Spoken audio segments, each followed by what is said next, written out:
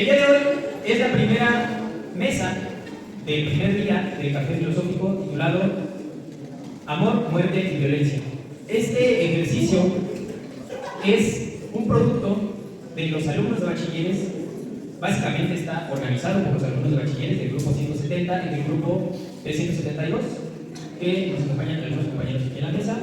Y el día de hoy, para inaugurar, tenemos la presencia de la profesora Alejandra Leví, que seguramente ustedes la conocen, y ella nos va a hablar, junto con nuestros compañeros, de un tema un poquito fuerte, pero que lamentablemente es parte de nuestro contexto, y ese tipo de problemas son los que tenemos que discutir desde una perspectiva filosófica, pero obviamente no nos podemos desarraigar del contenido rígido que es el contenido jurídico, el contenido de la ley. No nos podemos desarraigar ahí. Entonces, el tema de hoy, el tema de esta mesa es el homicidio en sus diferentes dimensiones, cómo se presenta, cómo se manifiesta el homicidio.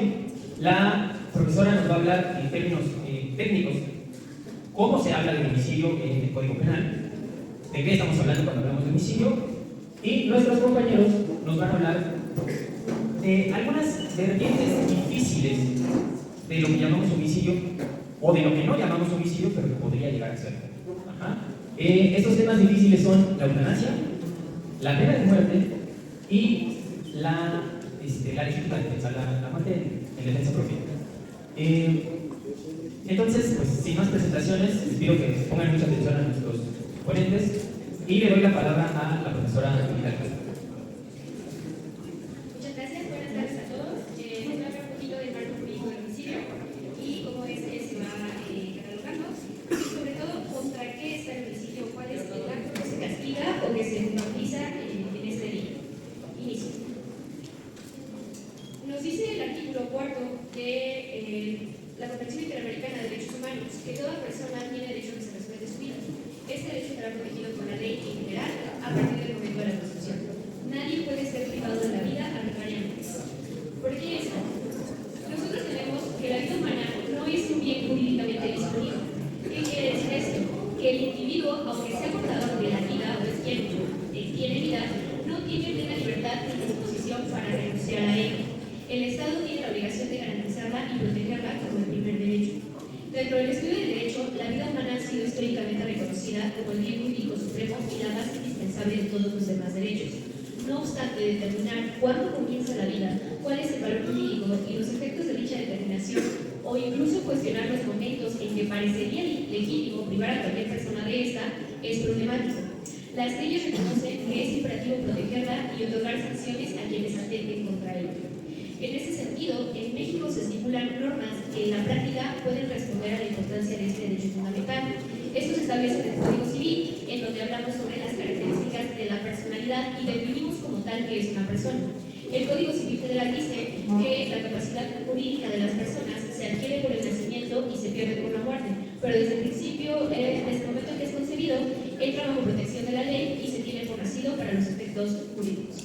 También el Código Civil del Estado de México, que ya es como la ley local, nos dice que la persona es el ser humano desde que nace y es viable hasta que se muere y se atribuye capacidad de goce y ejercicio, y que desde que es concebido se tiene por persona para los efectos declarados por la ley. La capacidad de goce y ejercicio, en síntesis, es que aunque no tiene una capacidad de decisión o una mayoría de edad, ya goza de derechos y se tiene que proteger.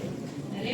Entonces, un ser humano viable va a ser aquel que ha vivido 24 horas posteriores a su nacimiento o es presentado vivo ante el registro civil. Esto lo tenemos que tener como súper en cuenta, más cuando tratamos de derechos como a heredar y cosas por el estilo. Continuamos.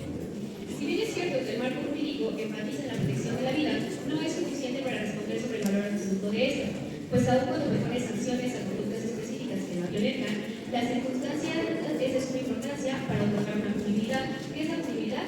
Es el castigo que se va a marcar en los códigos con base al delito cometido. A toda conducta corresponde una sanción específica. ¿Ok? Y, de nuevo, nos dice la Corte Interamericana que en los países, hablando un poco sobre la pena de muerte, en los países que no se ha abolido la pena de muerte, solo puede imponerse por delitos graves en cumplimiento de sentencia ya ejecutoria. Es decir, que sea una sentencia ya dictada y solo por delitos de lesa humanidad. Si la pena se puede conmutar o puede haber algo menor que no atente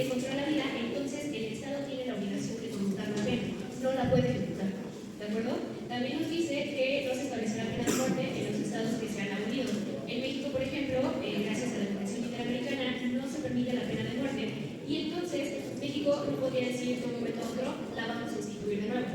Estas son algunas propuestas políticas que se han venido hablando en los últimos años, pero no son posibles, porque hay tratados internacionales que hablan del derecho a la vida y que al protegerlo no permiten que se restituya ese tipo de castigo.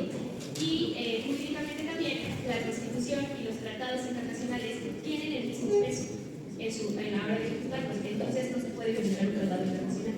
¿Vale? 4. En ningún caso se puede aplicar la pena de muerte por delitos políticos ni comunes con los políticos. No hay influencia política justamente para que se pueda ejecutar la pena de muerte. ¿Vale? Ahora, esta idea de la Corte, al México ser partícipe de ella, va a influir en cómo en México interpretamos los delitos contra la vida y que se encuentran tipificados en el Código Penal. El delito por excelencia contra la vida es el homicidio. ¿Vale? Entendemos por homicidio la conducta mediante la cual una persona priva de la vida a otra. Lo anterior manifiesta la necesidad de tipificar como delito aquella conducta que atenta directamente contra la vida, cuyo efecto es terminar con ella y en consecuencia el artículo 193 del Código Penal estipula que a quien prive la vida a otro se le impondrá una pena de 8 a 20 años de prisión. Sin embargo, todos los delitos, además del tipo, van a tener elementos subjetivos y normativos, así como la forma en que se lleva a cabo y la determinación del sujeto pasivo. Es decir, nosotros cuando se comete un delito tenemos dos sujetos. El activo, que es el delincuente, quien comete el delito, y el sujeto pasivo, que es sobre quien recae la conducta.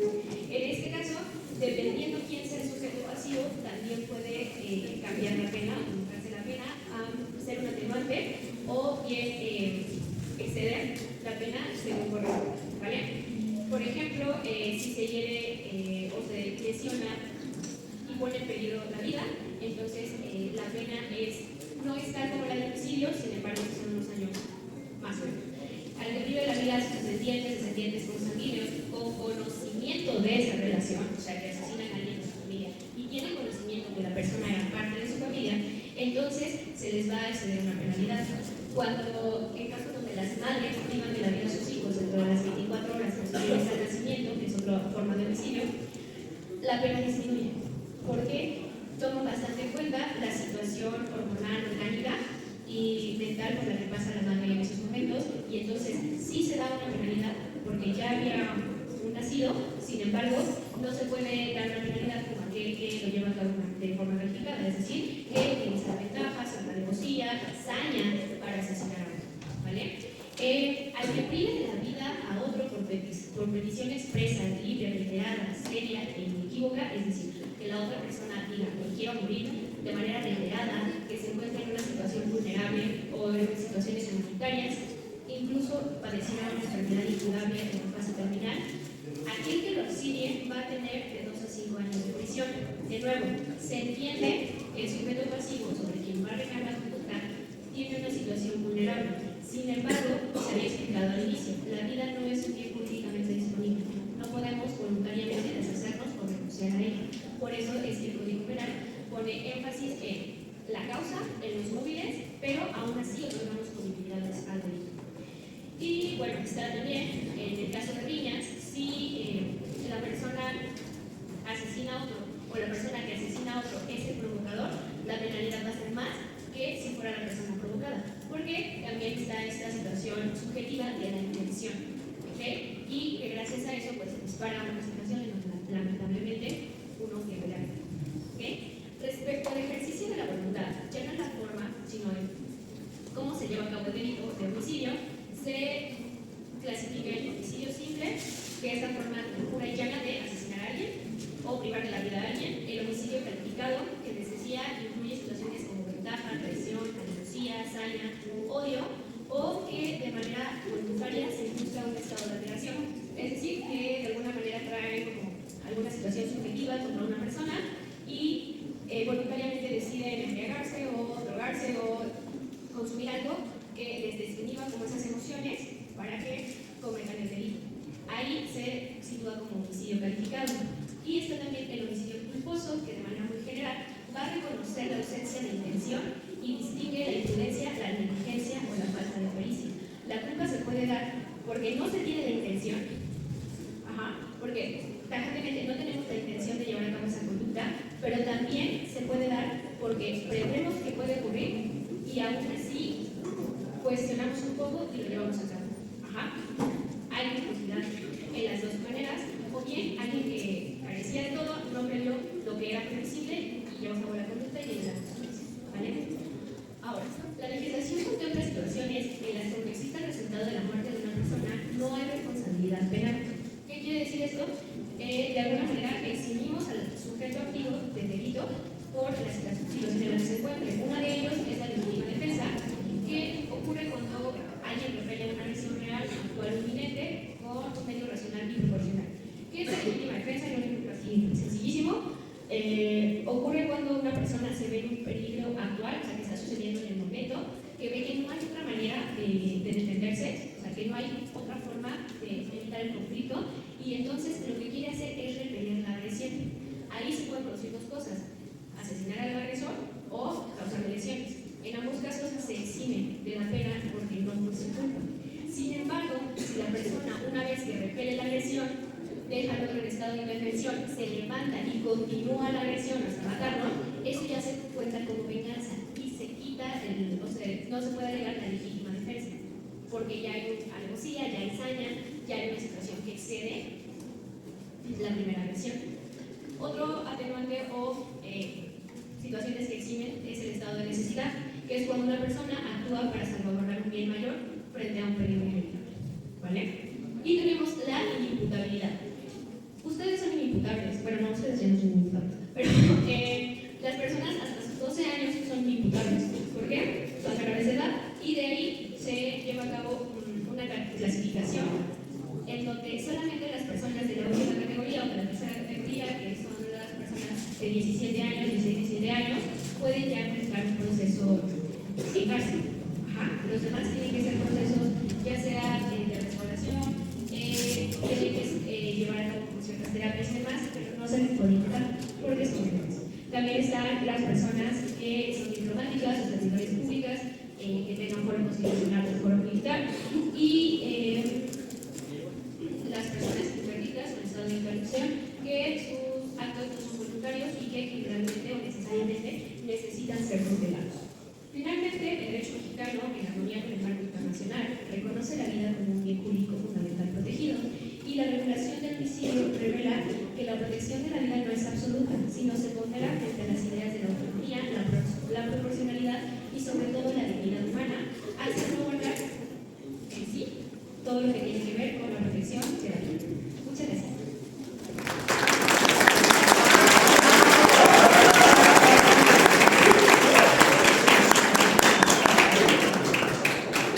Muchas gracias por la explicación. En el contexto filosófico, muchas veces este tipo de discurso se vuelve complejo porque es técnico, es rígido, pero es que como filósofos no podemos andar en el cielo pensando que nuestras ciudades están bien bonitas y ya eso es lo que hay. Ajá. Esto es lo que hay, esto es la ley, y aquí es donde nos constreñimos, nuestras actividades y nuestros modos de vivir se constriñen, se limitan a estas cuestiones. Entonces, nuestras preguntas respecto del homicidio tienen que ceñirse a estas prescripciones legales, a menos que estas mismas prescripciones se pongan en duda. Ajá. Entonces, justo en el ejercicio filosófico, lo que viene a continuación con nuestros compañeros es, bueno, nosotros cómo lidiamos con esta construcción legal, cómo lidiamos, cómo sorteamos nuestra vida a partir de estas legislaciones, de estas leyes. Y para continuar, le voy a dar la palabra a los compañeros, al compañero Gerardo, que nos va a hablar sobre la eutanasia. Antes de comenzar, les pido acá a los compañeros de este lado de la derecha si pueden bajar un poquito el volumen para que respetemos la palabra de sus compañeros. Si quieren comentar, al final vamos a tener un espacio para que puedan comentar con toda libertad. Adelante, Gerardo. Muchas gracias, profesor. Como dijo mi profe, yo voy a hablar de la eutanasia en el lado filosófico y ético. La eutanasia toca una pregunta muy grande. ¿Quién decide sobre la vida y la muerte? Para muchos filósofos, la vida es lo más valioso que tenemos, pero también dicen que cada persona es dueña de sí misma. Entonces, si alguien está sufriendo demasiado y no tiene forma de mejorar, es justo obligarlo a seguir viviendo así, de esa manera. En otro punto, en el sentido del sufrimiento, algunos piensan que el dolor no tiene por qué ser parte final de la vida, que morir con tranquilidad también es una forma de respetar a la persona. Otros creen que el sufrimiento tiene un significado o porque no debemos intervenir en el proceso natural de morir. También está la idea de la dignidad, pero ¿qué significa vivir con dignidad? Para otros significa vivir sin estar atrapado en un cuerpo que ya no responde. Para algunos la dignidad está en mantener la vida sin importar la condición. Pero incluso la filosofía no da una respuesta única, solo pone sobre la mesa estas preguntas para que pensemos qué es lo correcto. ¿Vale más la libertad de decidir o vale más proteger la vida sin importar qué es vivir bien y qué es morir? En el lado ético de la eutanasia es meterse en un terreno donde en mi opinión no existe una respuesta que deje a todos tranquilos. La ética al final trata de decidir qué es lo correcto, pero aquí lo correcto duele. Entonces, ¿tenemos derecho a decidir cuándo terminar nuestra propia vida? Hay personas que dicen que sí, que cada quien es dueño de su cuerpo y de su propio destino, que si alguien está sufriendo demasiado sin posibilidad de mejorar, lo correcto es respetar su decisión, no dejarlo atrapado en un dolor que ni siquiera entiende. Pero también está el otro lado, y si la vida tiene valor solo por existir. Hay quienes creen que ayudar a alguien a morir es cruzar un límite que no deberíamos tocar, porque la vida es sagrada, o porque abrir la puerta podría volverse peligroso si algún día se usa sin cuidado. La ética también toca el tema de la dignidad, y aquí es donde se vuelve más profundo. ¿Es digno obligar a una persona a seguir viviendo en un cuerpo que ya no puede sostenerlo? ¿O es más digno dejarla ir en paz, con respeto, sin que su final sea todo sufrimiento? Pero para mí algo que también es importante es la intención. La pregunta no solo es qué se hace o por qué se hace. Si la intención es aliviar el dolor de alguien que convive en realidad, muchos éticos dicen que eso no es quitar una vida, sino evitar un tormento. Pero si la intención es otra, como comodidad, presión y sobre todo miedo, entonces deja de ser ético. Lo más difícil, en mi opinión, éticamente, es que aquí nadie gana y se trata de eso, pero cualquier decisión tiene buena marca. La eutanasia obliga a pensar en qué es lo justo, pero también en lo que es humano. De mi parte sería todo.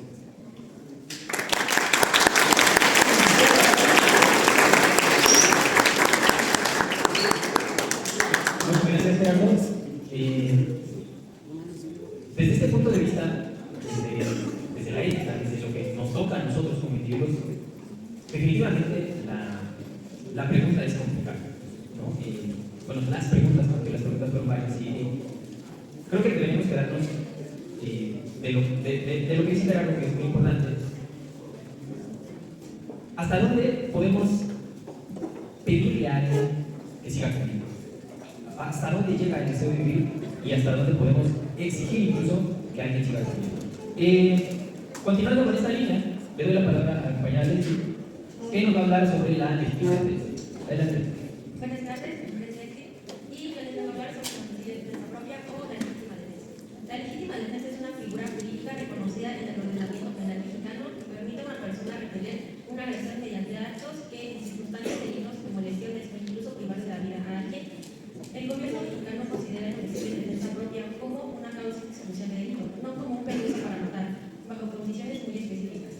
Para que se considere legítima defensa debe haber una agresión real y actual contra bienes jurídicos como la vida o la integridad. Que la defensa sea racional, necesariamente y proporcional a la amenaza. Y a que no haya habido una protección suficiente por parte de quien se defiende. La ley establece que el uso de la fuerza debe ser el mínimo necesario para repeler la agresión. Y si hay un exceso de proporcionalidad, se puede generar responsabilidades penales. Los requisitos para la legítima defensa son los siguientes. Número 1. Agresión ilegítima. Debe existir un ataque real, no solo imaginario, que ponga en peligro bienes jurídicos propios o de terceros. Número 2.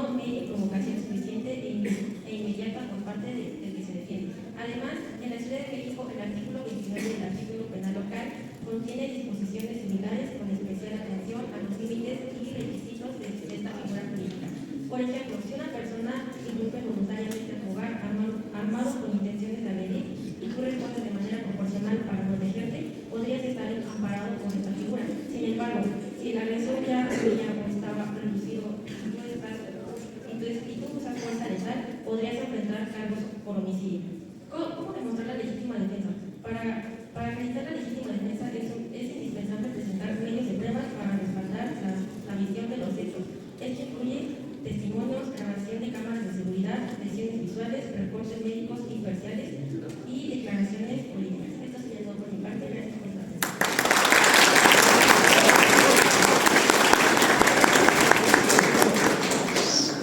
Muchas gracias, Leslie. Este asunto de la legítima defensa se vuelve muy complicado, como pueden ver.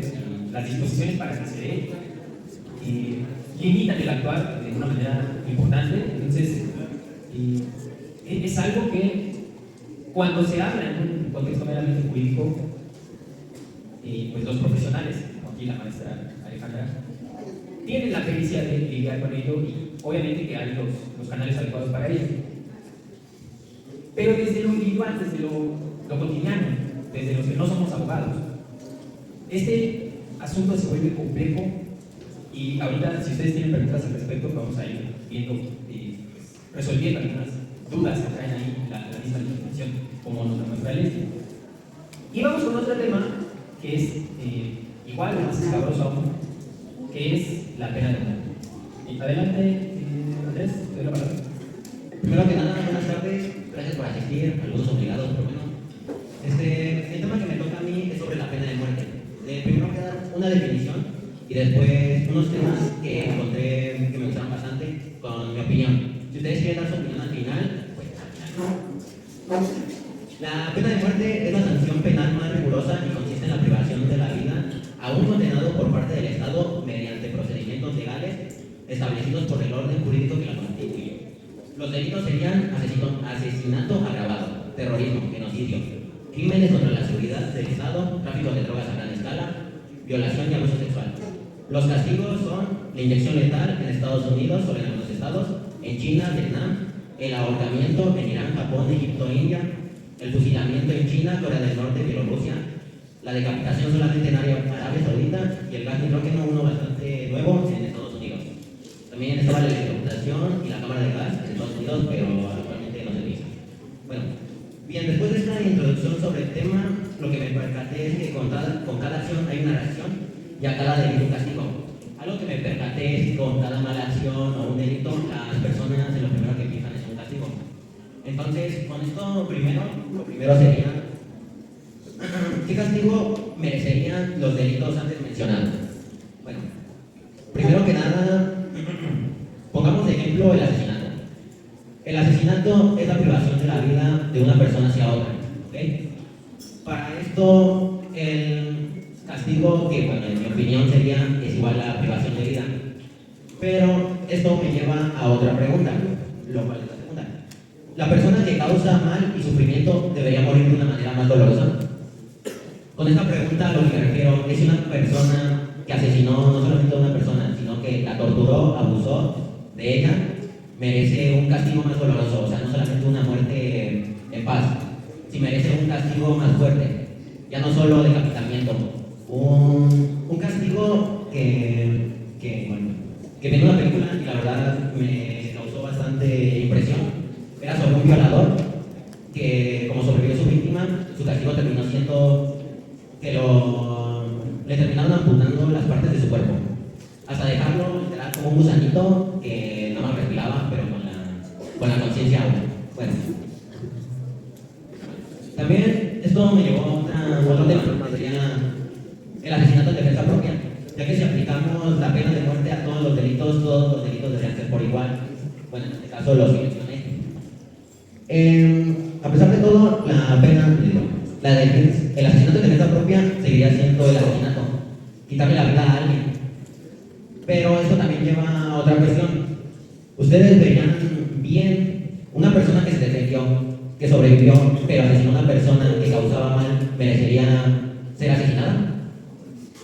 Con esto también otra pregunta un poco más personal y extrema sería, ¿el bullying llevado al suicidio de la víctima debería ser castigado con muerte o solo con los delitos realizados durante el bullying?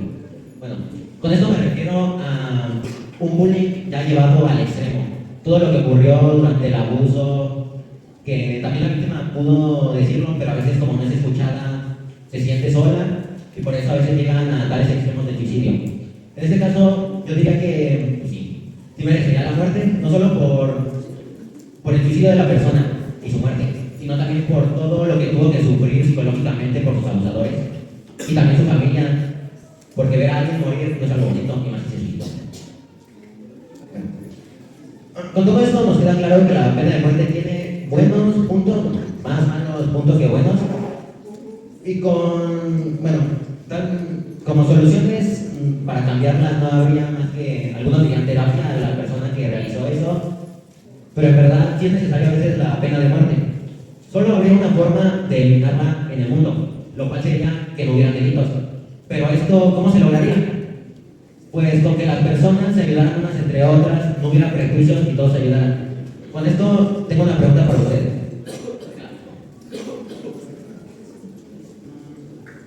¿Qué podrían hacer ustedes para mejorar como personas, ayudar a las personas y ser mejor cada día? O sea, pero para ustedes, si la quieren contestar al final. Con esto cierro mi tema y le cedo la palabra a la profe Yuli.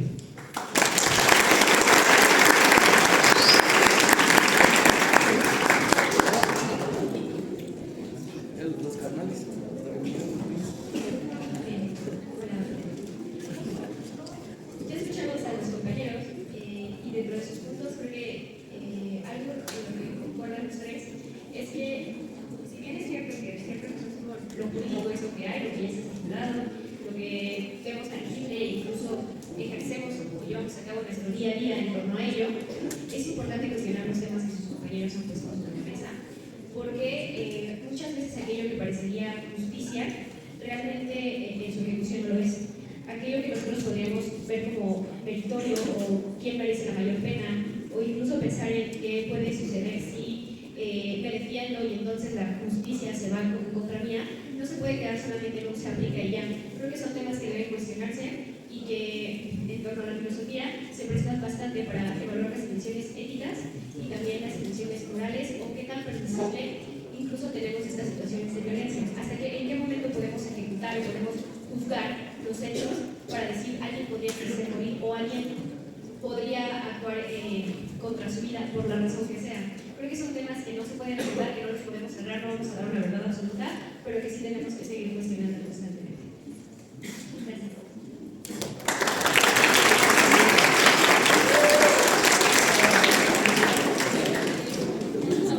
Muchas gracias a los cuatro, la verdad. Yo en lo personal, siempre que se habla de estos temas, me pongo en el filo de la silla y quiero decir cosas porque siento que hay muchísimo que decir. Yo ahorita estaba tomando mis notitas y a mí me saltan muchísimas preguntas, pero pues no se trata de que yo venga aquí a hacerles preguntas, sino que ustedes generen el diálogo, que esto es más que nada hecho para ustedes por parte de los alumnos. Entonces, habiendo escuchado las participaciones de nuestros compañeros aquí en la mesa, los invito a que si tienen alguna pregunta o algún comentario o quieren agregar algo más o quieren darnos su opinión al respecto, sobre todo con las preguntas que lanzó el compañero Andrés, pues adelante, es momento de hacerlo. Nada más les pido que levanten su manita, les doy la palabra, reunimos algunas preguntas, ustedes van pensando algunas respuestas y ya empezaremos como tal el diálogo. Así que si alguien quiere participar, alguien quiere hacer una pregunta, levanten su manita, es el momento de hacerlo. Tenemos una, alguien más, allá tenemos otra, hasta allá atrás, ok, ya tenemos tres, una más para tener un bloque de 4 preguntas. Bueno, ya tenemos 5 aquí y allá de este lado. Ok, perfecto. En este orden, recuerden, nos levantamos, decimos nuestro nombre y participamos, ¿vale? Te paso el micrófono.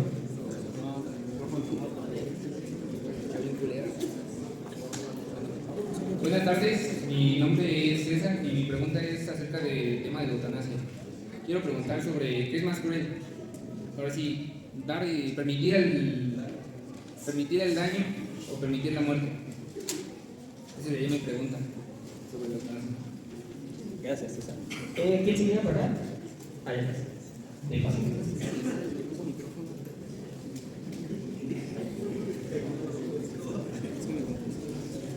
Hola, mi nombre es Dani y mi pregunta es para el tema de la eutanasia. ¿Es diferente la eutanasia para personas con enfermedades terminales a con personas con discapacidad? Gracias. Bien, la otra pregunta contestada. Hola, mi nombre es Andrés y mi pregunta es para Andrés. ¿Quién sería la persona ideal para dictaminar el castigo de sus delitos? Y también tengo una pregunta para Andrés. ¿Cómo se sabe que la víctima sabe el asesino o quién lo dictamina? Porque en un momento de autodefensa pues, la denomina de gana y ¿cómo sabría si estaba cabal? Muchas gracias. ¿La siguiente persona que estaba? Era acá el compañero.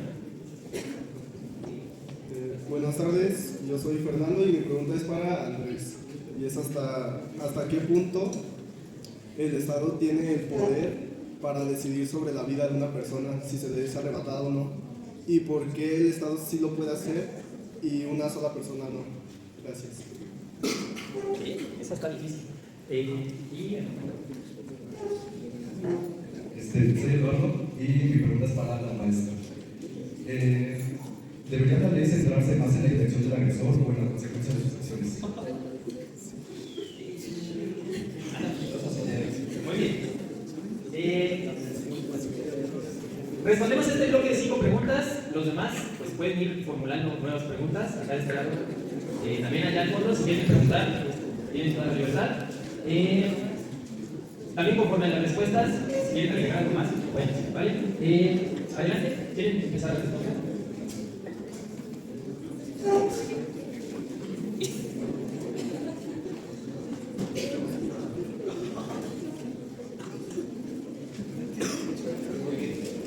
Respecto a la pregunta que me hizo mi compañero, ¿qué es más cruel, permitir el daño que la muerte? Pues en lo personal, los dos no es como que lo permitamos, ¿sabes? O sea, como que no se trata de eso, de permitir o no, sino porque estamos hablando de una parte del trato extraordinario, es la muerte y pues es la persona que está decidiendo terminar con su propia vida. Y con respecto a la siguiente pregunta, pues la eutanasia va muy alejado de eso, o sea, literal. Pues la eutanasia no importa si la persona tiene una discapacidad o si tiene una enfermedad terminal. Eso pues va de la mano con un tema relacionado que es el racismo. Y pues como tal, yo diría que no tendría por qué hacerlo, no tendría por qué ser así, sino que debería de, pues como tal, si te dicen, vas a terminar, puedes matarme, o sea, literal, estás decidiendo por ti mismo la decisión y no hay otra persona que decida por ti, solo eso sería único.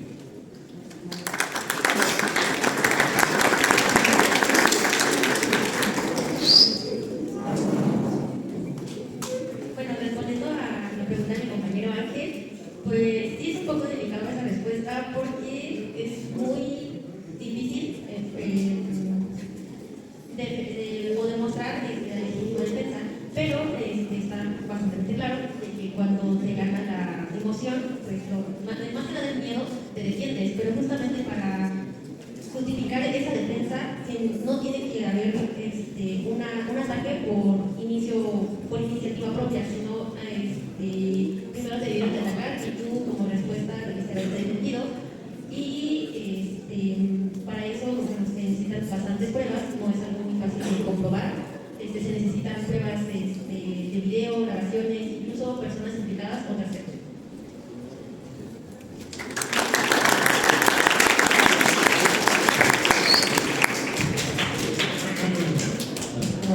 Contestando a la pregunta de mi compañero Ángel, decía, ¿quién será la persona correcta para determinar el castigo en caso de delito? ¿Te refieres a mi opinión personal o ya a la ley? Tu opinión personal bueno, tu opinión personal y cómo crees que sería legalmente. Pues legalmente por el Estado, personalmente tal vez te diría por una persona cercana al afectado, pero en todo caso afectaría las emociones de la persona y cómo vería su castigo. En todo caso yo vería una persona que sea imparcial, o sea, que no sea cercana ni al asesino ni a la persona.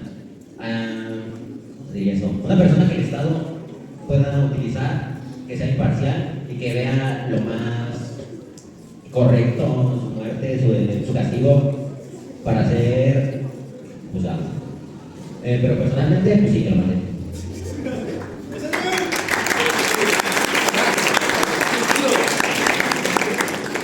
Y la respuesta de mi compañero Fernando, no la noté bien, ¿me la puede repetir, por favor? La pregunta era, ¿por qué el Estado tiene el poder de decidir sobre la vida de una persona y una sola persona no puede? Mataste, güey. ¿Por qué el Estado sí tiene el poder y una persona no? Bueno, primero que nada, por las leyes, ya lo mencionó la profesora. Y yo siento que más sería como si la persona tiene el poder de asesinar a alguien, sería un caos total porque harían, bueno, ya hacen justicia por mano propia, pero a un nivel de que el asesinato sea legal para una persona, un ciudadano, generaría un caos absoluto. Pero por el Estado, pues las leyes que imponen, bueno, los estados que tienen la pena de muerte son los que le imponen. Y eso sería todo.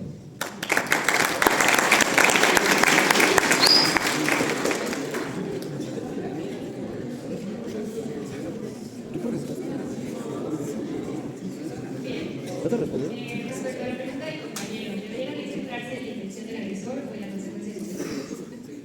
Si lo vemos como centrarse en ninguna de las dos. Ajá. Porque la comisión de un delito no es una situación de una sola vez.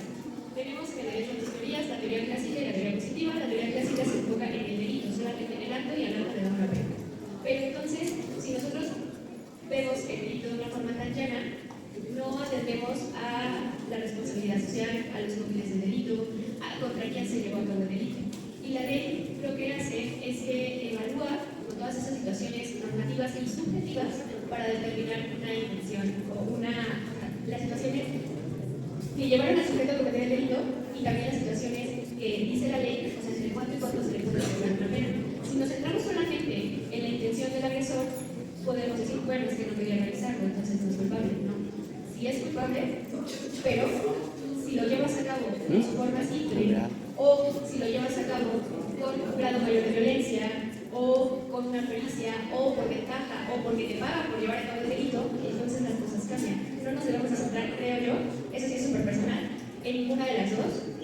Creo que debe juzgar un delito o un tipo penal debe ser en la conclusión de todos estos elementos que conforman el tipo para otorgar una penalidad a la acción. Pero no se puede dar ninguna de los elementos.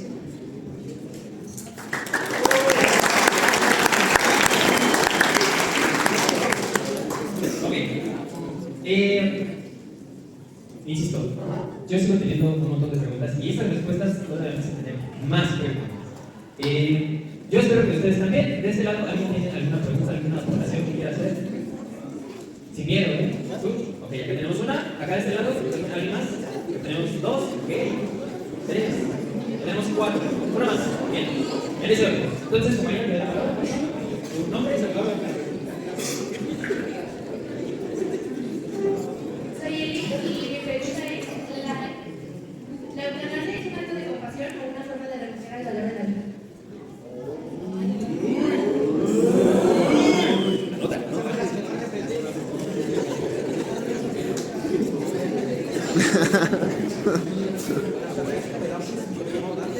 Mi pregunta es para mi compañero Adrián. Mi pregunta es que si hay evidencia que la pena de muerte reduce los delitos graves. Que si hay evidencia que la pena de muerte reduce los delitos graves. Si la pena de muerte reduce los delitos graves. Que no la había entendido.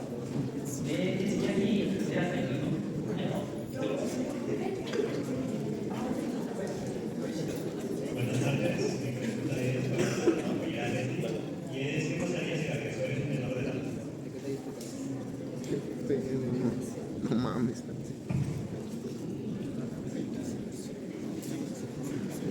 Mi nombre es Gaby y mi pregunta es para ¿cómo se puede garantizar que no se cometan errores en la aplicación de la pena de muerte? Y si ese fuera el caso y se descubre el error, ¿cómo se puede enmendar?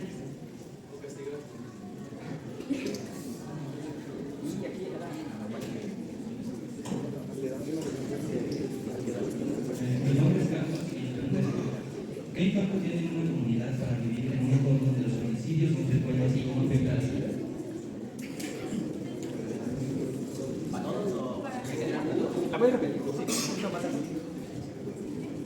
¿Qué impacto tiene en una comunidad en vivir en un entorno donde los homicidios son frecuentes y cómo afecta eso a la salud?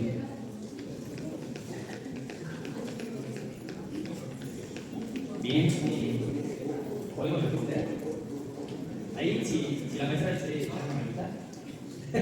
también puede.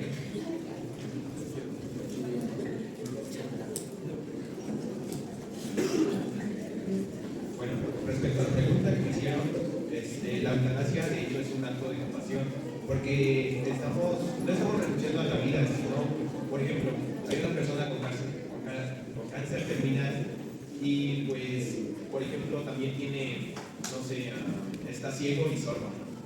Entonces, si les piden de una forma, oye, ya quiero renunciar a mi vida, ¿ustedes qué harían?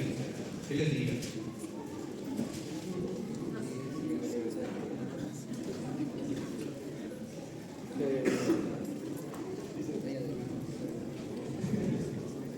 Yo respetaría esa decisión.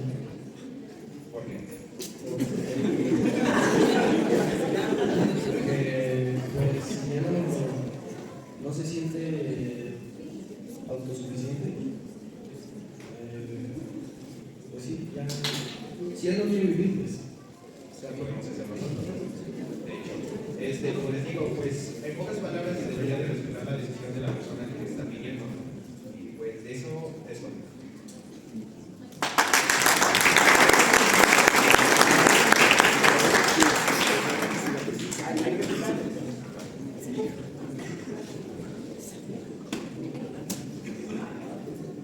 Buenas tardes, soy Cari.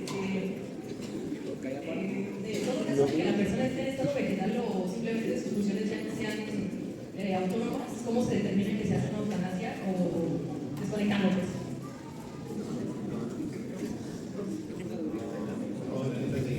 Es una buena pregunta, pero la verdad no tengo una respuesta clara para ello, pero a la siguiente te la contesto. Gracias.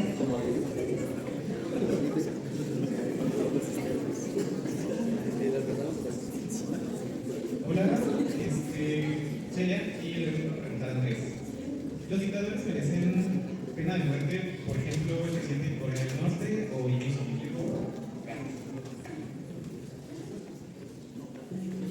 Tenemos varias preguntas. No, ya ella no entendió la. Bueno, ¿qué pasa si es menor de edad? Se siguen haciendo los mismos procedimientos y un poco más delicado porque sí o sí tienes que tener pruebas concretas y claras. Si por ejemplo no hay pruebas, el caso se seguiría como homicidio y no como legítima defensa. Y la segunda pregunta sería, ¿cómo se puede garantizar que no hay errores? Pues haciendo muchas investigaciones, comprobando si realmente las pruebas son verdaderas. Y en el caso de que haya algún error, se resuelve el caso procediendo como homicidio.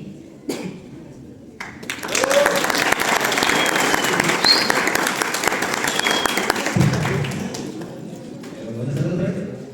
La primera que voy a empezar va a ser la pregunta de Ari, que es ¿cómo se puede garantizar que la pena de muerte si es ejecutada de manera correcta? O sea, ¿a qué se refiere? ¿A que si lo mataron mal o qué? No, o sea, nos decimos más de que los procesos que tienen que ocurrir antes de ello. ¿Okay? Para eso tiene que primero haber pues, una investigación, ¿no? Pues sí, para que se pueda determinar correctamente y no ocurran errores a la hora de su ejecución. Pero en todo caso de que se demuestre la inocencia después de la persona, lo único que podría hacer el Estado sería darle una indemnización a sus familiares. Luego la pregunta de mi compañero Tia sobre los dictadores merecen pena de muerte. Sí. Es como lo que comenté hace un momento sobre el bullying. Si el bullying lleva al suicidio, debería ser... Perdón, te la regué. Si el bullying lleva al suicidio, debería ser castigado de la misma manera, ya que los dictadores, mira, por ejemplo, el Kim Jong-un, lo que hacen es, pues, bueno, sí, ya. Es que además su ideal es veces en su país ya está idealizado, desde la niñez les ponen las ideas, entonces, y tampoco es como que puedan rebelarse contra su país, ya que en las leyes no existe eso de que, bueno, no hay propaganda de otro partido político más que el de él. Bueno, y de Hitler, pues sí, todo lo que hizo.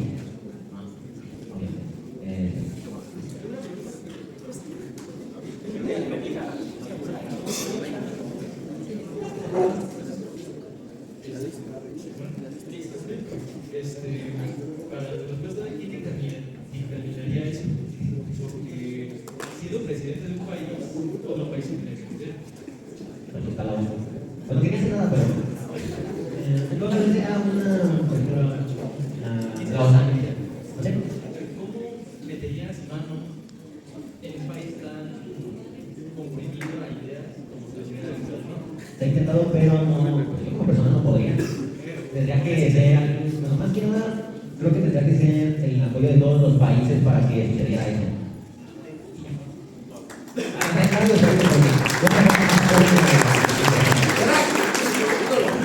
Bueno, la pregunta del compañero Dante decía, ¿hay evidencia? No, la pena de muerte reduce los delitos graves. Eso no lo entendí en qué manera de especificarse.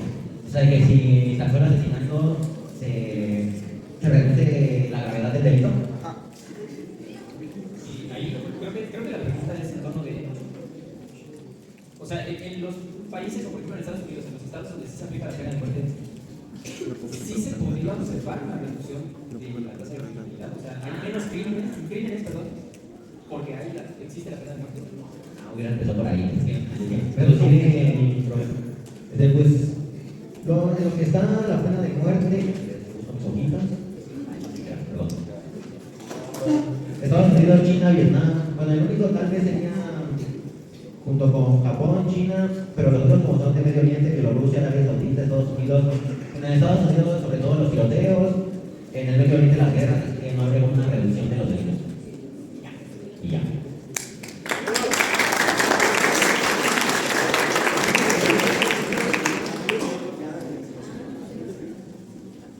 ¿Faltan preguntas? ¿Alguien quiere llevar a presentar? Tenemos una pregunta y otras dos. Allá,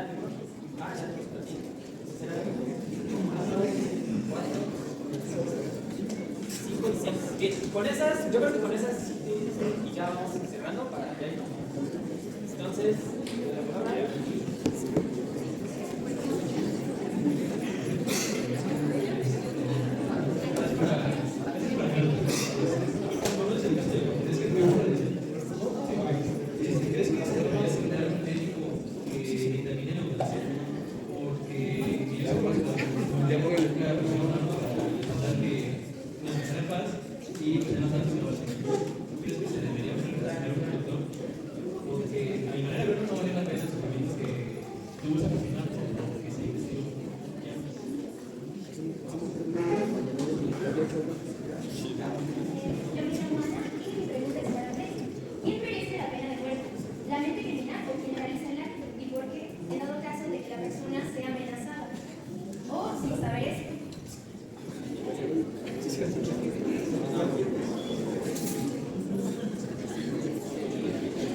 Siguiendo la idea de Karen, una pregunta para Gea.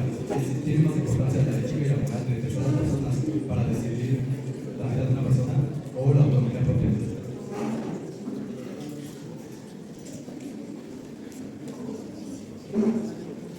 Buenas tardes, mi nombre es Ashley y mi pregunta es para Leonardo. La pregunta sería, ¿es coherente estar a favor de la eutanasia pero condenar el suicidio?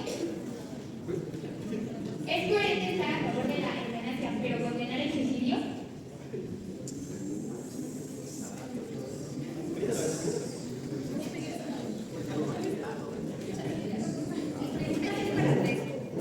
¿Qué pasa si la persona condenada demuestra su inocencia después?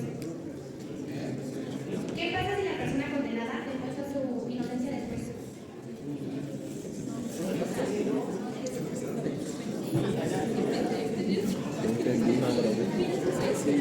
Pero después de muerto, ¿no? Después de que ya le dieron cuello. Después de la pena de muerte. ¿Me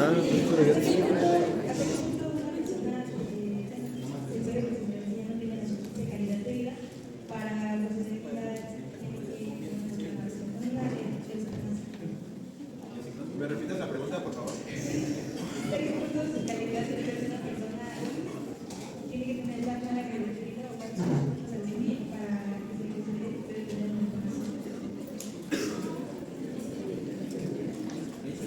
¿Qué, güey? Para ir cerrando. Adelante, chicos.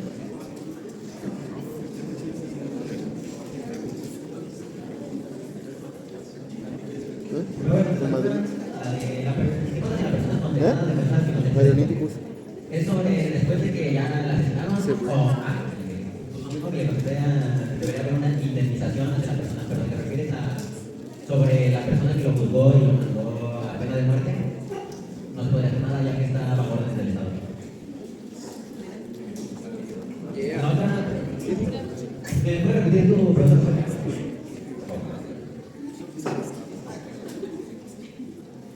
¿Quién merece la muerte? ¿La persona, la mente criminal que hizo todo eso posible? ¿O la persona que lo realizó sin saber si la persona fue amenazada o sin tener ningún dato? Fuerte. Buena pregunta. Déjame pensar, Gerardo,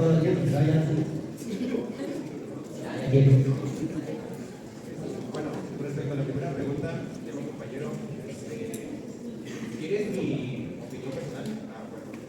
Antes, Aguilera, ¿podrías platicarnos a todos en qué consiste ese caso? Porque no sé si todos lo conocen, el caso del japonés que murió de radiación. ¿Podrías contarnos un poquito? Bueno, el caso ya, no me acuerdo la fecha exacta, pero es un caso ya viejísimo, ¿no? ¿Sí se escucha? Sí, pero de ahí en fuera es un caso sobre un trabajador, un obrero, ¿no? Si no mal recuerdo, que trabajaba en un reactor nuclear. No sé, pero hubo un accidente y pues eso le afectó demasiado. Literalmente, pues, en otras palabras, pues,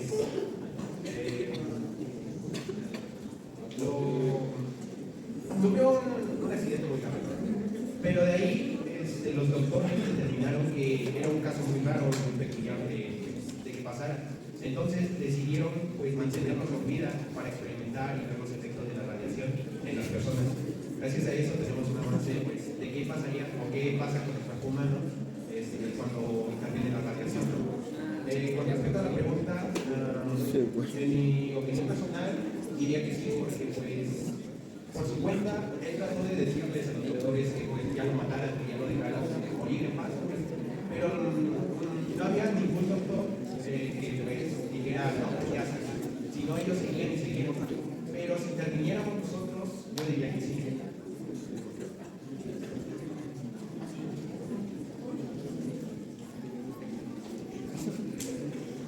Yo te hice la pregunta de ¿tiene importancia de las terceras personas para decidir la eutanasia? ¿Me lo podrían repetir, por favor?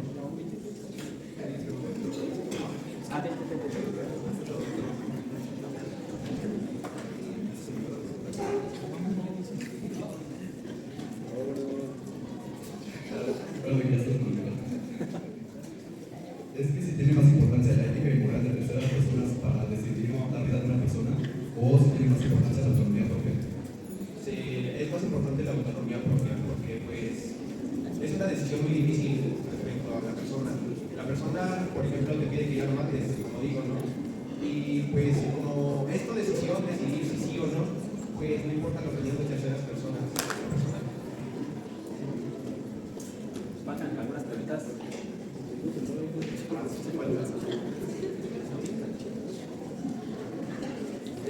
La siguiente pregunta es: ¿puede estar a favor de la eutanasia pero no del suicidio? Pues como tal, no debería de ser así, ¿sabes? Porque pues estamos hablando también de un tema delicado sobre el suicidio. Y como tal, pues la eutanasia, ahí sí entraría el racismo también, ¿sabes? Porque estamos hablando de personas... discriminación, perdón. Estamos hablando de personas que están siendo discriminadas, por ejemplo, si tiene alguna discapacidad o le falta algún brazo, pues nos olvidamos de esas personas, ¿no? Y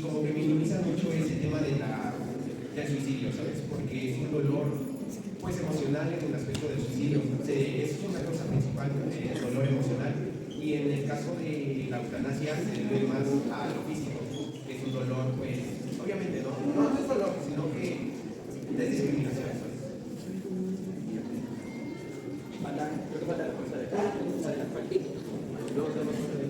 ¿Me podría repetir tu pregunta, por favor?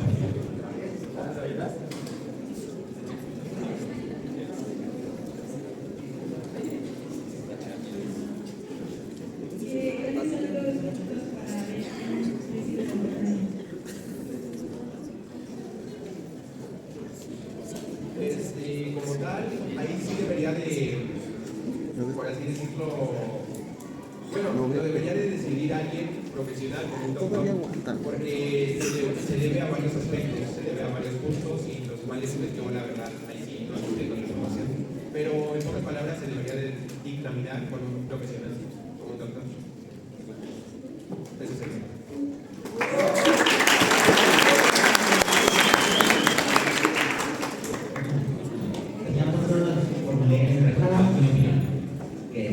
¿Quién merece la pena de muerte? ¿La mente criminal o el que ejecuta? Bueno, en todo caso se tendrá que ver lo que ocurrió, el delito, todo eso.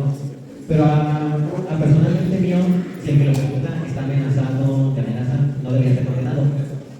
El que debería ser condenado debería ser la mente criminal al llevar al extremo a una persona para que ejecutara algo como eso. Pero ahí también entra lo de que si la persona asesinó a alguien y la pena de muerte es justa para todos, debería no estar asesinado. Eso sería todo.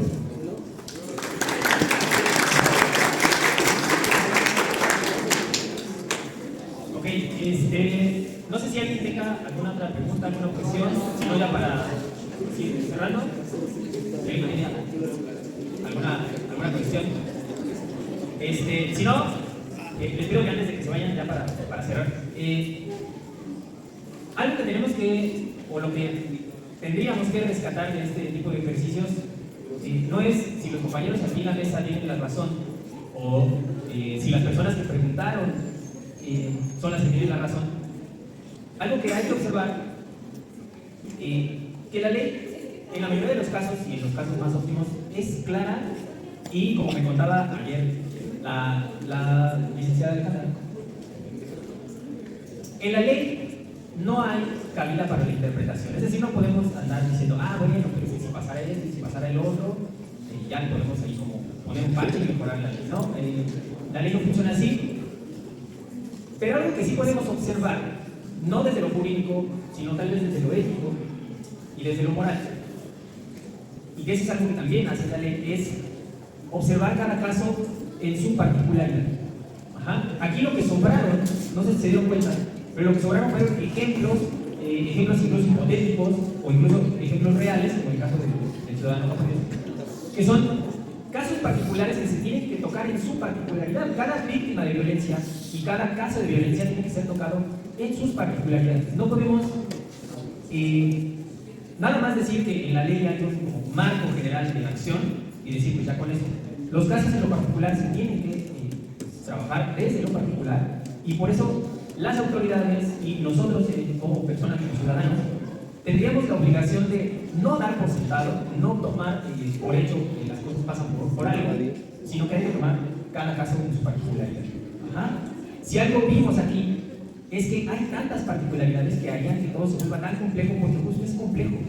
El hacer humano es algo muy complejo, algo muy complicado, que no podemos nada más decir, ahí está mi teoría de cómo funciona y ya se acabó, ¿no? Como decía aquí el compañero Andrés, yo digo que se hizo esto, entonces bueno, ¿no?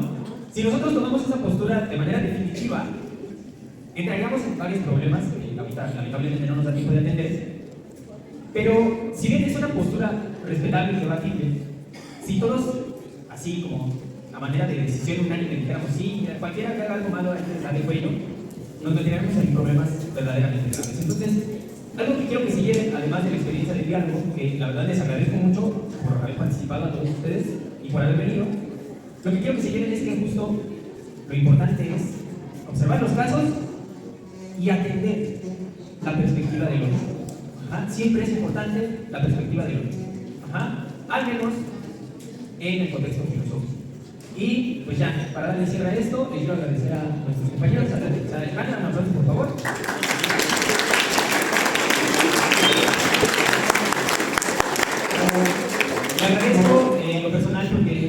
pues básicamente me ayudó a hacer esto. Yo no soy abogado, pues, yo no sé de estas cosas, ella sí sabe. Y también después un aplauso para los compañeros Andrés, Gerardo y Leslie, por favor.